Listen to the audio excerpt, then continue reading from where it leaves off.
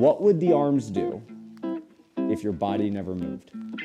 That's exactly what your arms do. 100%. That's what your arms do. That's the problem.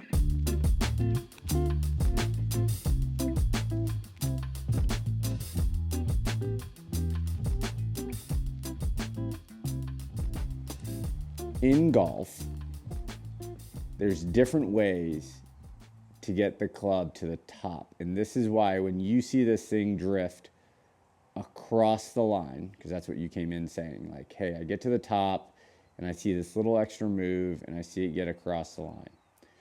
Well, I think that is because of what you do with your lead arm. So if I look at from the face-on view and we zoom in here, and I look at where your lead arm is, oops, let's clean all those lines up. Your lead arm versus your shoulders, that is really pinched together. So basically what happens, pretty classic setup, but then this arm starts retracting across your body. So what I think we got to be able to do is understand how to not let this arm retract against this body, how to keep the right arm more underneath the club and not out. And again, I think it gets out because it's trying to catch the club. So if you can get that, that should make it look more on plane at the top. All right. So I was listening to Bryson's teacher. We were having a conversation once, his old teacher. And he had a really interesting comment. What would the arms do if your body never moved? That's exactly what your arms do. 100%. That's what your arms do. That's the problem. Your left arm retracts, the right arm tries to catch it, and that's literally what happens in your golf swing. Yeah. He said, your hands go from about left thigh to over right shoulder. So if I did that, I call this 90, 90, 90. 90, 90, 90. Okay, 90, 90, 90. So if I started here and I said, what do your arms do? They'd do this. Now what's interesting, if I took that, tipped down in my posture and rotated, where's the club? On plane, or if anything, laid off. And my arms would be more in front of my body, and this left arm, how much has it retracted across my body? Not a whole heck of a lot. So come on over here, let's work on it. Good, from there, show me 90, 90, 90. Yeah, you even want to flare it out there. That's 90, 90, 90. See how this elbow is kind of in line with that shoulder. 90, 90, 90. Get this club a little bit more there. Club almost sits at a 45. Okay, do that again. 90, 90, 90. All the way up. Okay, now tip down your posture. Now rotate. How does that look at the top? Very different. Very, very different. Get set up to a ball. Now stand up into the mirror. Look at yourself. 90, 90, 90. All the way up. All the way up. Good. Tip down in your posture. Rotate and go. Really good. Do it again. 90, 90, 90. Tip down. Rotate. Now watch the difference. When you start here, notice how the club can just fall back on plane? Yeah. Look at the club face too. That's really cool. I'm a huge fan of this look. I'm a huge fan of that left wrist, kind of getting that face organized sooner, which you just did right there, which then watch what you can do. See how there's a lot less face movement? A ton less, yeah. Now, I think that can get cleaned up, but to me, that's just because you're just not used to being there. Right.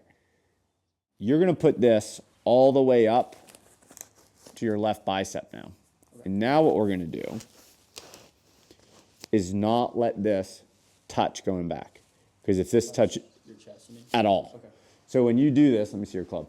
So when you're here, you take this back. See how it's not touching my chest? Yeah.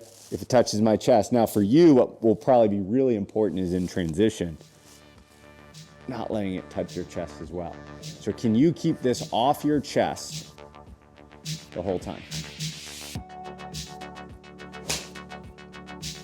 Really good. And keep the ball off the chest.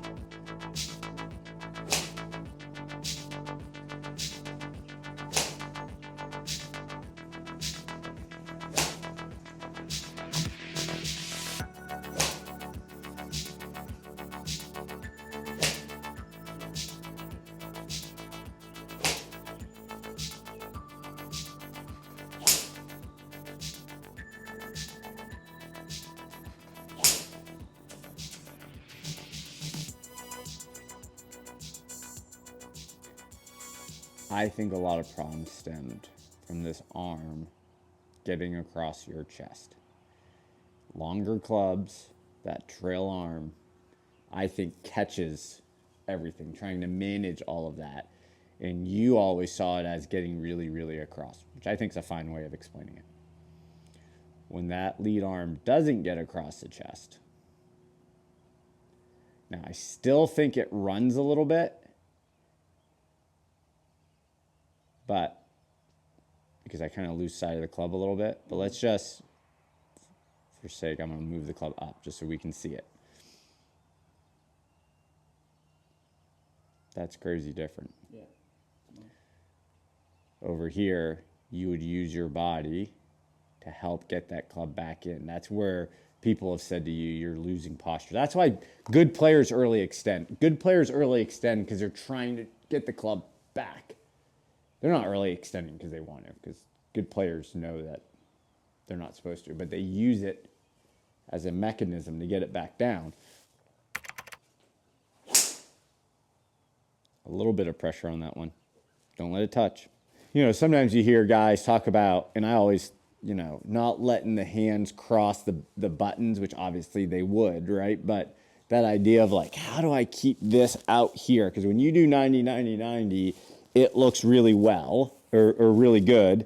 And when we do 90, 90, 90, because it looks good, we said, well, this ball would never touch my chest if that happened.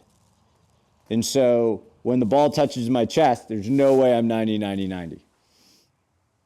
That was really good.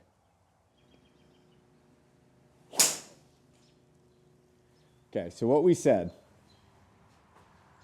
was you had a tendency to have this left arm pin across your chest. You'd kind of catch it with your right arm.